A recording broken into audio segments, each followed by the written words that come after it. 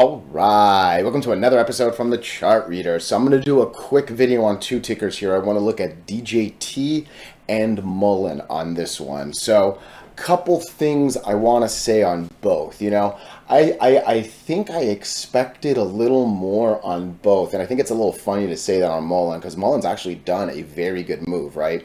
I think the one thing that they both have in common, you can already see it here. This stock, DJT, is riding the 8 really well right there. When you look at MULN, this thing's riding the 8 really well. Neither is super, super pretty. Don't get me wrong. We've seen, green, green, green, green, green, and steeper and steeper and steeper. But hey, over an important moving average is over an important moving average, whether it's decent, ugly, or great, right? So that's what I'm seeing on both, okay? I think the one easy thing to say, not necessarily as a horrible thing, but it's for sure a call out I want to make. I got a little too excited on the break of the 52. All right, I always talk about confirmation. I say it a lot more on the moving averages for sure, but believe me, getting over the 52 line that I have right there on Thursday was nice. Not confirming, yesterday on Friday, kind of takes a little something away, but I always say it. I like the moving averages more than my lines. I'm also starting to get a little too into the technicals, and we'll do that in a second, okay? But before we go any further, though, and I give you more of my thoughts and opinions, what are we going to do? Same thing we always do, right? We'll take a look at the daily and the weekly to see how these things are setting up short term. We have our 5 moving averages. There are horizontal support and resistance lines that I do draw manually myself. And then when we are done up here, we'll use the MACD, RSI, and volume as our lower indicators.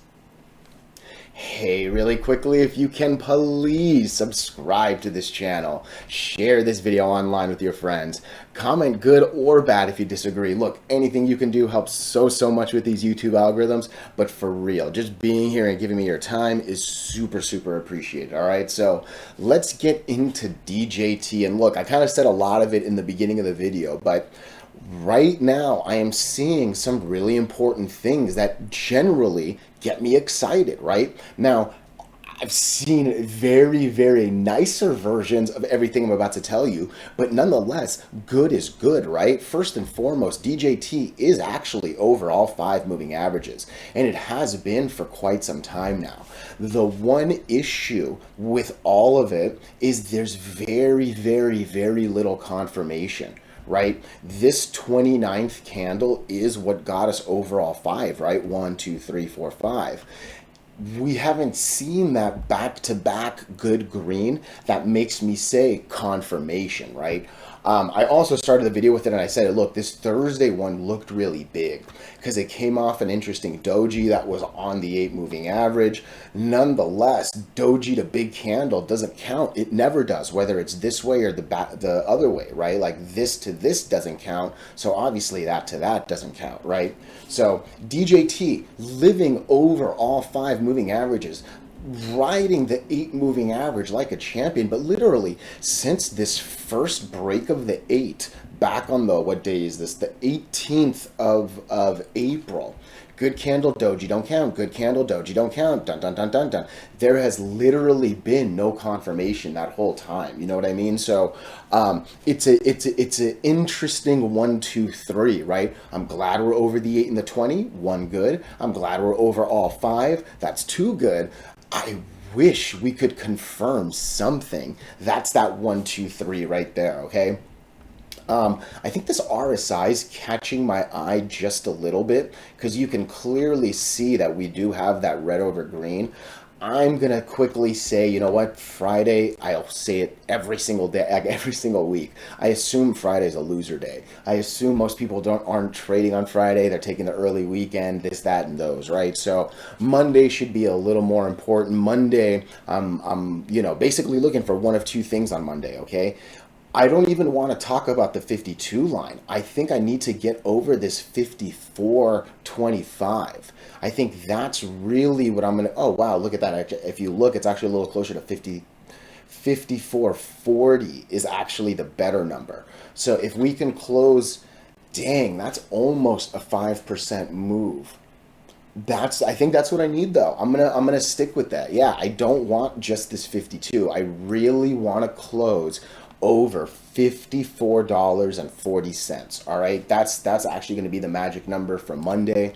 I do not want to go any lower than like 47.80, right? Because if we lose the 8, look, it'll still be bullish. You can see it looks like the 20 might golden cross the 50 as early as Monday, right? Like that thing might open right there while this thing stays flat down here, right? So, but I would not want to drop from 49 and change all the way down to essentially 43. That would be pretty ugly, actually, right? That's more than another 10% drop. So I do not want to go any lower than, yeah, 47.50, 47.75. I think that's that 1-2 danger line, right? But end of the day, just keep me over the 8 moving average, and there's nothing more I can do but smile, right? Like that's how this works, okay? MACD's still positive. There hasn't been fantastic volume, but there was a really interesting comment on a YouTube video. I think it came yesterday or the day before. So the comment was, I'm going to call it a rumor because number one, I don't know. Hey, if Trump has actually said this, please let me know on this video comment, right? But there's a rumor that during all of the political campaign stops that Trump's going to do, and I believe the comment was that there were about 44 of them on the last campaign. I think that makes sense to me, right? There's 48 continental, so like I would assume he's going to try to get to as close to all 48. Maybe he'll give up a couple like 100% Democratic states, right? So 44 makes sense to me, I think. But the theory, the rumor is he's gonna mention DJT. Now, two things come to mind when I say this, right? If I'm going to think on the positive side, look, that's a lot of people, and I think more than anything, that's a lot of willing and hungry and viable followers, right? Like Trump's a guy that people do what he says, right? Like it feels fun. Like by no means am I on his level, right? But I am so conscious of like the voice that like chart readers is growing, right? Like that's a big reason I try to never say, you know, what I'm holding. I never tell you guys and girls buy, sell, hold, right? Like, but I feel like if Trump was to say, hey, by the way, there's this DJT ticker that helps the campaign, maybe it helps you do well, blah, blah, blah, right? Like that's an interesting maybe.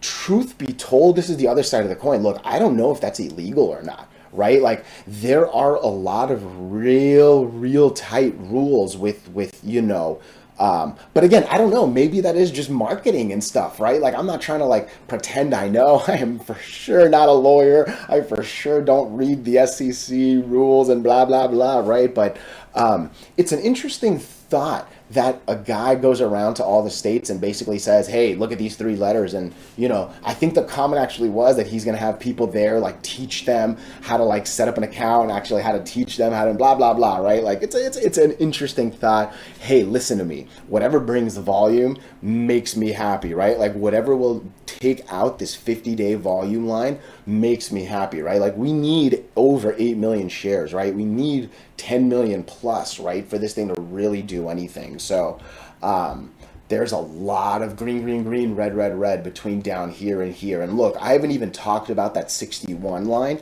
because we're still battling this 52. Like I for sure thought it was going to break right here. I actually thought it was going to bounce a little harder and go here. Like it's been slow. I'm not pretending it hasn't. But hey, things aren't looking horrible in my eyes, right? Just we're giving it a bit. So Trump's still in the news. Stormy Daniels, right? I haven't heard that name or thought of that name in a good while. Good or bad, Trump in the news generally is kind of a good thing for this ticker, right? So look, let me know your thoughts. Let me know your opinion. Oh, let's look at the weekly. Sorry, let's look at the weekly real quick. Again, what am I seeing over all the moving averages on the weekly? What am I seeing? The 8 was just being used. We lose it. But hey, you can actually argue that the 20 doesn't really hold. Maybe this thing down here does. But the candle closes here and then the candle closes there, right? In a lot of ways, the 20 did its job. And this is why 8 and the 20 on the daily, on the weekly, it's a good thing, right? And we are actually confirmed. I will call this confirmation. That's a good candle over the 2. That's a good candle over the 1 to follow that. And hey, that's a decent single candle. I wouldn't really call that a doji, but get me over that 52 line. Like that looks nice on the MACD. That looks nice on the RSI. It wasn't that long ago RSI even hit 80, right? So just take me from 50 to 80. 61 might be a little hard to break just given this weekly thing, but yeah, again, um, the last thing I'm trying to look at, sorry for that long pause. Okay, I don't think it's going to happen. Look, from here to all the way here was 50 days, right? Because that's the 50, another 50 days is the 100. I don't think we've come remotely close to getting near the 200. Like, this stock is new, right? Like, this thing has not been around for 200 weeks just yet. So overall, the moving averages, and I don't see that 200 forming anytime soon. I've liked all the weekly setups, actually. So look, let me know your thoughts. Let me know your opinions, even if you disagree. Let's take a look at Mullen. Okay, listen, I have hated on this stock for a long time, and it's not that I'm hating on these 4 random letters that spell MULN, right? This stock has been at the mercy of these moving averages, my goodness, since before the first of 3 reverse splits, right? There is a difference right now, right? And I started off the video with it. This isn't the prettiest of the pretties, but things are different, and that's good when the reality used to be this, right? So yeah, real quick, if you can subscribe and share, it does wonders with these algorithms. But look, I want to start with a couple things. I think the most important thing to start with actually is this 100 moving average. Okay, since I'm gonna say here, since January of 2023, about a year and a half, for a full year and a half, we have not had, those are all pretty insignificant green candles compared to that one. That's why I clicked on that one. Since late January, we have not had a good green candle over that 100 moving average on the daily. Okay, now the exact same thing was actually said about the 50 moving average. That also was the last good green candle over that red line, right? So we actually did a pretty good job getting over that super difficult 50 line. And you know what, given that year and a half move, this is actually really nice, right? We get over it, struggle, come back down, moving average does the job, carries us over, right? We are basically trying to do that again, right? We want to get over, haven't been able to. We still have not had that good green candle yet, right? But I can see the attempt looking like this same N if it goes well, all right? We cannot underestimate the difficulty of this 100, but look, we are over the 8 moving average. This 20 looks like it is about to golden cross this 50. It might actually happen on Tuesday. That's a real zoom in. Why is it so zoomed? There we go. Yeah, I don't need that many lines. We'll do that. It looks like this will probably get to over that 5 line maybe Tuesday or Wednesday if I had to guess, right? So we still haven't really used the 20 as a bounce. We have been bouncing so well, hopefully one more time on that 8. Even if we lose the 8, I gotta believe that this 50 is gonna hold, right? Like the 50, well, I shouldn't actually say that, so let me take that sentence back real quick. Though we are 1, 2, 3, 4, 5 candles over that 50, we haven't really confirmed it well, right? That's a good candle, that's a doji. That's a good candle, 2 red candles don't count, right? So maybe the 50 won't be as much of a friendly line as it should or could be. I have to assume that the 20 is going to be, because like I said, we are riding the 8 up, the 20 starting to follow. That's what the 8 and the 20 do as friends, right? And again, look, we just saw it with DJT, right? It gets, oh no, we didn't. I was looking at a different stock. I forgot what it was. Sorry about that. But nonetheless, 8 and the 20, they do what they do really well, okay? So maybe this 100 is still going to be a little bit of a rejection point, but at least we've got some good moving averages to hold us, right? 50% of this big candle right here to the left, 475. I think as long as the stock is over 475, I would actually call this bullish. I would. Clearly going from 6 something all the way to 475 would actually be pretty ugly. That's kind of a 33% loss right there. Roughly speaking, you're losing about $2. That said, we shouldn't go much lower than 480 if this 50 holds and that 20 keeps going up. Like that would just add that little double support line right there, right? What I do actually like is this volume right here. So two things jump out. Number one, look how insignificantly low volume had been, right? And as I keep zooming out, even this little moment that, again, this is a bad volume moment. I don't like it when stocks go up on a reverse split. To me, that's always like some silly nonsense, right? So it does make sense that it faked out. And like reverse splits are death. They always are in my head. That little volume was on a fake thing. This actually, and again, I keep talking, I liked the news. I liked the car price with the rebate. I like that there was some, I forgot the other two, but there were two other separate headlines that again actually weren't too fluffy of headlines. They were relatively legitimate for especially a three reverse split stock, if you know what I mean, right? So I'm digging this. The MACD is actually in the positive, right? RSI is kind of lacking a bit, but look at QQQ. Like that's not a bad QQQ right there, right? Like let's look at the NASDAQ, right? NASDAQ composite. That's not a bad NASDAQ right there, actually. Things are getting a little better. We're almost back to the peak. You can see we pretty much wicked it on Friday, right? Like that's some 8 golden crossings. Like it's interesting to see what this will do. But hey, we've got a decent uptrend, and hey, that actually might help MULN. And if this thing comes down, I actually think MULN has the ability of being a silly stock that does well when the market does bad. Like it's something I talk about often on the Discord, you know. So yeah, there's some good volume. And the last thing I want to mention on the volume, look, there have been, like this is the 60 lines, like over 60 million shares purchased on this single day. I don't think these reds added up will even take out this single one, right? Like, let's just pretend all of these are 6 million, and they're clearly not, because Friday was 5, under 5, and that was actually one of the bigger of the red ones. But 1, 2, 3, 4, 5, 6, 7, 8. There aren't even 10 red candles of 6 million that would take out just like all these buyings are actually still holding, right? Like there's been a little bit of sell off clearly, right? The days that it comes down, you're getting the red, but there is still more accumulation than buying and flipping, buying and flipping. Like until I see that big red bad candle, that's where I'm going to start to believe the accumulation's over. And to me, I think that'll start happening if we lose that like 475 line I kind of mentioned earlier, right? So MULN, not too bad. Look, I have easily said this thing's going to do horrible, and it pretty much had, right? This is very, very different.